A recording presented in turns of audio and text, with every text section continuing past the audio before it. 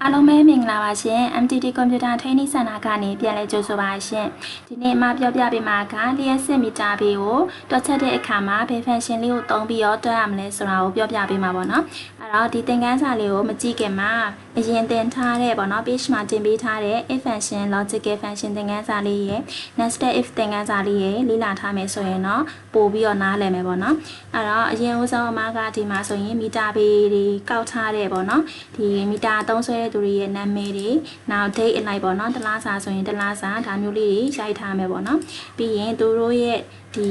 unit တွေရှိမယ် unit တွေကအရင်လကဒီသတ်မှတ်ထားအရင်လကကောက်ထားတဲ့ unit တွေရှိမယ်အခုသုံးဆွဲလိုက်တဲ့ unit အခုလက်ရှိ unit ရှိမယ်ဒါဆိုရင်မတို့က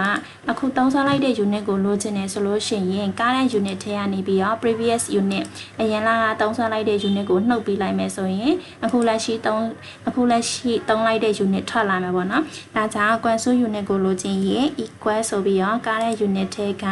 minusဒီ previous unit ကိုနှုတ်လိုက်မယ်ဒါဆိုလို့ရှိရင်အမတို့အခုလက်ရှိသုံးဆွဲလိုက်တဲ့ unit တန်ဖိုးလေးထွက်လာမယ်ပေါ့နော်သူ့ကို face လေးဆွဲလိုက်မယ်ဒါဆိုလို့ရှိရင်သူတို့ရဲ့ဒီ consumer တွေအလိုက်သူတို့သုံးဆွဲလိုက်တဲ့ဒီလက်ရှိသုံးဆွဲလိုက်တဲ့ unit ထွက်လာမယ်ဘာလို့လဲဆိုတော့အမတို့ကဒီ unit ကိုသိရမှ unit line ဒီသတ်မှတ်ထားတဲ့ဈေးနှုန်းနေနဲ့အမတို့ကဒီမီတာဘေးပေါ့နော်ဘယ်လောက်ကျရဲဆိုတာကိုတွက်ချက်လို့ရမှာပေါ့နော်အဲ့တော့မတွက်ချက်ခင်မှာမတို့ကဘာလို့နားလဲအောင်အရင်ဦးဆုံးလုပ်ရမလဲဆိုတော့သူက unit လိုက်ဈေးတွေကမတူဘူးသူသတ်မှတ်ထားတာကအိမ်သုံးဆိုလို့ရှိရင်နဲ့တ unit ကနေ unit 900အထိကို125ကျပ်နှုန်းနဲ့ကောက်ပေးပါတဲ့နောက်လုပ်ငန်းသုံးဆိုလို့ရှိရင်တော့901 unit ကနေ unit 9000အထိကို135ကျပ်နဲ့ကောက်ပေးပါတဲ့ဒါမျိုးသတ်မှတ်ထားတာပေါ့နော်အဲ့တော့အမတို့စဉ်းစားရမှာက logical function နဲ့ if function နဲ့တွဲပြီးတော့သုံးမှာဖြစ်တဲ့အတွက် logically အရာစဉ်းစားရမယ်ပေါ့နော်အဲ့တော့စဉ်းစားလိုက်တဲ့အခါမှာ125ကျပ်နှုန်းတွက်ရမယ် unit က unit 900အထိဖြစ်တဲ့အတွက် unit 900နဲ့လည်းညီရင်ညီဒါမှမဟုတ်လို့ရှိရင် unit 900အောက်ရော့နေတဲ့ဒီ unit ကိန်းဂဏန်းတွေအားလုံးက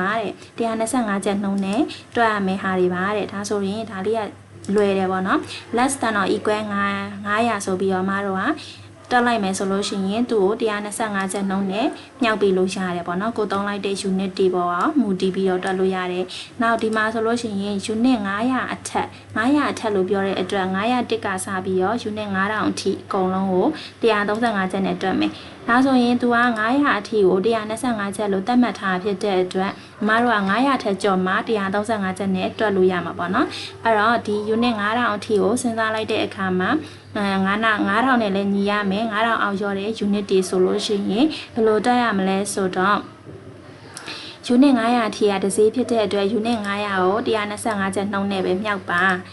ဒီ900ထက်ပိုသုံးလိုက်တဲ့ပမာဏကိုတော့135ကျပ်နဲ့မြှောက်ပါရလာတဲ့အဖြစ်နှစ်ခုမှာပေါင်းလိုက်မယ်ဆိုရင်900တက်နဲ့9000ကြားကဈေးနှုန်းလေးကိုရပါတယ်ဒါမျိုးပုံစံလေးတွက်ရမှာပေါ့နော်အဲ့တော့အမားတို့တတ်မှတ်ဒီမှတ်ထားမှာကကိုသုံးလိုက်တဲ့ unit ထဲကပေါ့နော်သူတတ်မှတ်ဒီကိုသုံးလိုက်တဲ့ unit ထဲကတတ်မှတ်ထားတဲ့ unit ကိုနှုတ်လိုက်မယ်ဆိုရင်ပိုသုံးတဲ့ unit ထွက်လာမှာပေါ့နော်သူကတတ်မှတ်ထားတာ unit 900ဆိုရင်အမားတို့က900ထက်ပိုသုံးလားသိချင်ရင်ကိုသုံးတဲ့ပမာဏတွေက900ကိုနှုတ်လိုက်ရင်900ထက်910ဖြစ်နေမယ်ဆိုရင်ဒီ10 unit ကပိုသုံးတဲ့ unit ပဲဒါမျိုးလေးထွက်လာမှာပေါ့နော်ဒါကသင်္ချာနည်းအရာအရင်ဦးဆုံးစဉ်းစားပြီးကမှ formula ရေးမှာပေါ့နော်ဒါဆိုရင်ဒီသဘောတရားလေးနားလည်သွားပြီဆိုရင်မတော့ဒီမီတာကဘယ်လောက်ကျလဲဆိုတာကိုတွက်လို့ရပြီအဲ့တော့သူ့ရဲ့ console unit လေးကလည်းရှားလာပြီ current unit ထဲက previous unit ကိုနှုတ်လိုက်တော့ console unit သုံးဆွဲတဲ့ unit လေးထွက်လာပြီအဲ့တော့ဒီ unit တွေပေါ်မူတည်ပြီးတော့တွက်မယ်ပေါ့နော်ပထမအဆုံးအမတို့ unit တ unit ကနေ900ချာကိုတွက်မယ်ဒါကြောင့်မလို့ less than or equal 900ဆိုရဲ logical လေးနဲ့တွက်ရမှာပေါ့နော်အဲ့တော့ if function လေးကိုခေါ်လိုက်မယ် equal if control a function argument ခေါ်လိုက်တယ်အဲ့တော့ logical test နေရာမှာ900နဲ့ညီရင်ညီ900အောက်ရောတဲ့ unit မှန်သမျှ125ကျပ်နှုန်းနဲ့ကောက်ပါမယ်ဆိုတဲ့အတွက်မတို့ console unit လေးမှာရှိနေတဲ့ကိုသုံးလိုက်တဲ့ unit ဒီဒါကြောင့် console unit မှာသွားထောက်မယ်နော်အဲ့တော့ပထမအဆုံးနံပါတ်1အတန်းဖြစ်တဲ့ console unit မှာကိုသုံးလိုက်တဲ့ unit ကိန်းဂဏန်းရှိမဲ့ဆဲကွက်လေးကိုသွားထားလိုက်တယ်အဲ့တော့ကိုသုံးဆွဲလိုက်တဲ့ unit ဒီ less than or equal 900 unit နဲ့ညီရင်ညီ900အောက်ရော့မယ်ဆိုလို့ရှိရင်ဘယ်လောက်နှုန်းနဲ့တွက်မှာလဲဒီ ဒီ F4 ဆိုတာကဒီအမားကဒီဟာကိုတွားထောက်ရင်လည်းရရနော်ဒီမှာ leg F4 ဆိုပြီးရိုက်လိုက်ရင်လည်းရတယ်အဲ့တော့ကိုသုံးလိုက်တဲ့ unit လေးကိုဘယ်လောက်နဲ့မြှောက်မှာလဲ125ချက်နဲ့မြှောက်မှာ125ချက်နဲ့မြှောက်ပြီးတော့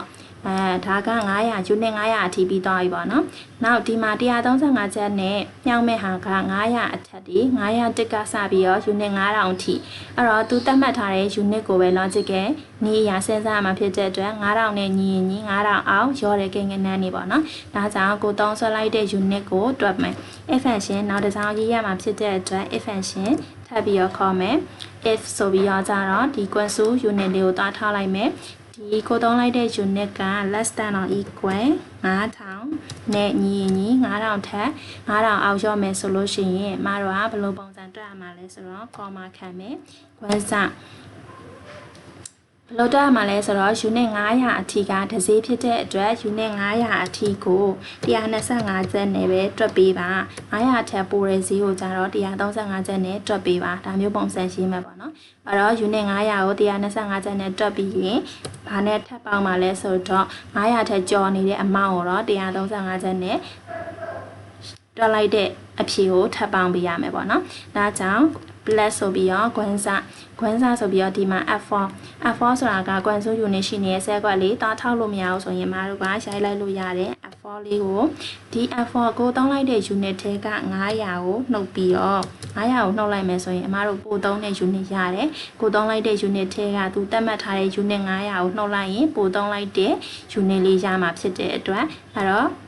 F4 900လို့ရှိလိုက်တယ်အဲ့တော့သူ့ကိုခွန်းပိတ်လိုက်ရင်အဖြေတစ်ခုထွက်လာမယ်အဲ့ဒီထွက်လာတဲ့အဖြေက900ထပ်ဖို့သုံးတဲ့ unit ဆိုရင်အမတို့က135ချက်နဲ့မြှောက်ပြရမှာ135ချက်နဲ့မြှောက်လိုက်မယ်ပေါ့နော်ပြီးရင်ခွန်းပိတ်လိုက်မယ်ဒါဆိုရင်အဖြေတစ်ခုထွက်လာတယ်ဒီထွက်လာတဲ့အဖြေက unit 900တစ်ကနေ9000ကြားကိုတွက်ထားတဲ့အဖြေလေးပေါ့နော်ဒီ value force မှာရေးလိုက်တဲ့ if function ဒီ unit 900တစ်ကနေ unit 9000ကြားအထိတွက်လိုက်တဲ့အဖြေပေါ့နော်ဒီအပေါ်မှာရေးထားတဲ့ less than or equal 900ဆိုတာက unit တစ် unit ကနေ900ကြားအထိတွက်ထားတဲ့ unit တန်မှုပေါ့နော်အဲ့တော့အမတို့က if function နှစ်ကြောင်းရေးပြီးတော့တွက်ရမယ်ဒါဆိုရင် okay ပြလိုက်တဲ့အခါမှာဒီမှာသူ့ရဲ့တန်ဖိုးအလိုက်သူ့ရဲ့ unit တွေအလိုက်တန်ဖိုးတွေထွက်လာမယ်သူ့ကိုအမတို့ကဒီမှာဆဲကွက်ပထမအဆုံးဆဲကွက်မှာ function ရေးပြီးပြီဆိုရင်နောက်ဆဲကွက်တွေကို face cd ဆွဲချလိုက်အောင်မယ်ဒါဆိုရင်သူ့ရဲ့ unit အလိုက်ဒီမှာတန်ဖိုးတွေထွက်လာရပေါ့နော်ဒီတန်ဖိုးတွေကမှန်ဆိုတာကိုအမတို့ကအရင်ဆုံးစစ်စစ်ကြည့်မယ်ပေါ့နော်ဒီ304 unit ကတော့မှန်ပါပဲဘာလို့လဲဆိုတော့ကြတော့သူက unit 900ရဲ့အောက်မှာဖြစ်နေတဲ့အတွက်125ကျန်နှုန်းနဲ့ပဲတွက်ရမှာပေါ့နော်အဲ့တော့အမတို့စစ်ဆေးရမှာကဒီ900အထက်တွေပေါ့နော်900တက်ကနေ9000ချာ unit တွေကိုမှန်စစ်ကြည့်မယ်ပေါ့နော်အဲ့တော့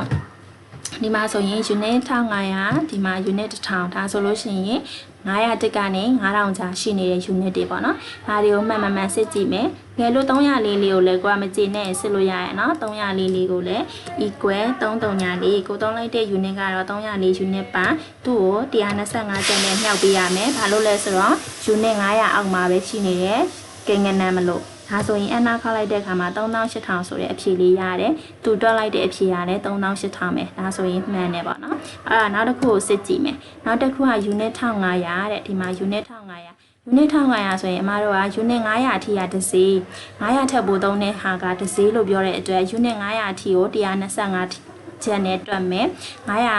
900ကို125ချက်နဲ့တွက်လိုက်ပြီးဆိုရင်1000ပဲကျန်တော့မှာပေါ့နော်အဲ့1000ကျန်တဲ့1000ကို135ချက်နဲ့ညှောက်ပြရမယ်1000ကျန်မှဘယ်လိုလုပ်သိရလဲဆိုတော့ကိုသုံးလိုက်တဲ့ unit က1500တွေက900ကိုနှုတ်လိုက်တာအဲ့တော့ကိုသုံးလိုက်တဲ့ unit ထဲကသူသတ်မှတ်ထားတဲ့ unit 900ကိုနှုတ်လိုက်ရင်ပို့ပြီးသုံးတဲ့ unit ထွက်လာတယ်ဒီပုံသင်နည်းလေးကိုနားလည်မယ်ဆိုရင်အမတို့တွက်လို့ရတယ်နော်အဲ့ဒါကြောင့်မလို့ဒီ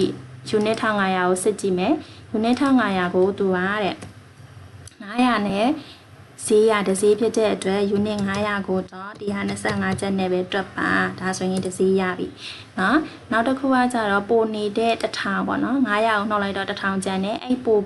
ပြီးသုံးဆွဲလိုက်တဲ့ unit 1000ကိုတော့135ချက်နဲ့တွက်ရမယ်တဲ့ဈေးချင်းမတူတဲ့အတွက်ပေါ့နော် equal unit 1000ကိုတော့အမြောက်135ချက်နဲ့တွက်ပါဒါဆိုရင်ဒီနှစ်ခုကိုပေါင်းလိုက်မှအမားတို့က unit 900တက်ကနေ9000ချာစီကိုရမှာပေါ့နော်ဒါကြောင့်မလို့သူတို့နှစ်ခုကိုအမားကပေါင်းလိုက်မယ်သူတို့နှစ်ခုကိုပေါင်းပြီးတော့တွက်လိုက်တဲ့အခါမှာ unit 1500ရဲ့တန်ဖိုး